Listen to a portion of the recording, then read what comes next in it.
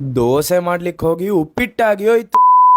ನಮಸ್ಕಾರ ಗುರುಗಳೇ, ಇವತ್ತು ನನ್ನ ಟ್ರಾನ್ಸ್ಫಾರ್ಮೇಶನ್ ಸೀರೀಸ್ ನ 9ನೇ ದಿನ. ಮನೆಯಿಂದ ಸೀದಾ ಬಂದೆ ಜಿಮ್ಮಿಗೆ. ಇವತ್ತು ನಂಗೆ ಬ್ಯಾಕ್, ಬೈಸೆಪ್ಸ್ ಮತ್ತು ಫೋರ್ ಆರ್ಮ್ಸ್ ಇದ್ದು ವರ್ಕೌಟ್ ಇದ್ದದ್ದು. ಮೊದಲಿಗೆ ಬ್ಯಾಕ್ ಗೆ ಸ್ವಲ್ಪ ವಾರ್ಮ್ ಅಪ್ ಎಲ್ಲ ಮುಗಿಸಿ ಬ್ಯಾಕ್ ಮಸಲ್ಸ್ ಅಲ್ಲಿ ಇವತ್ತು ಖಾಲಿ ಲ್ಯಾಟ್ಸ್ ಅನ್ನು ಮಾತ್ರ ಟಾರ್ಗೆಟ್ ಮಾಡ್ತಿದ್ದೇನೆ. ಫಸ್ಟ್ ಗೆ ಮಾಡಿದ್ದು neutral grip lat pull down, ಎರಡನೇದು ಡಂಬಲ್ ಬೆಂಡ್ ಓವರ್ ರೋಯಿಂಗ್, ಇದು ಲ್ಯಾಟ್ಸ್ ಅನ್ನು ಸ್ವಲ್ಪ ಅಗಲ ಮಾಡ್ತದೆ. Third one reverse grip lat pull down, ಇದು ಮಾಡೋದ್ರಿಂದ ಸ್ವಲ್ಪ ಬೈಸೆಪ್ ಗೆ ವಾರ್ಮ್ ಅಪ್ ಆಗ್ತದೆ.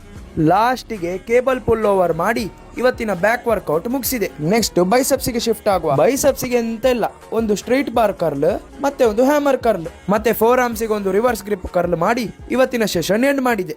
ಈಗ ಪೋಸಿಂಗ್ ಟೈಮ್.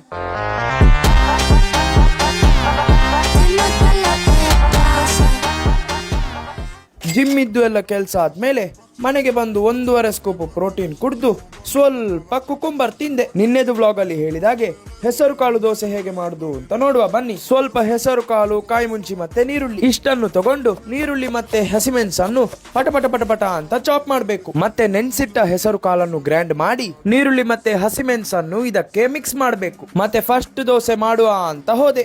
ಇದು ಮಾರೆ ತೆಗಿಲಿಕ್ಕೆ ಬರದೆ ದೋಸೆ ಬದಲು ಉಪ್ಪಿಟ್ಟಾಗಿ ಹೋಯ್ತು.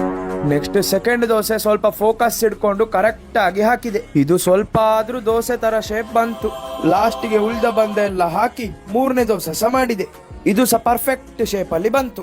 ಲಾಸ್ಟ್ ಗೆ ಹೀಗೆ ಕಾಣ್ತದೆ ನೋಡಿ ದೋಸೆ ಒಟ್ಟಿಗೆ ಸ್ವಲ್ಪ ಪಲ್ಯ ಸೈಡ್ ಡಿಶ್ ಆಗಿ ತಿಂದು ಇವತ್ತಿನ ವ್ಲಾಗ್ ಮುಗಿಸ್ತಾ ಇದ್ದೇನೆ. ಬೈ ಬಾಯ್.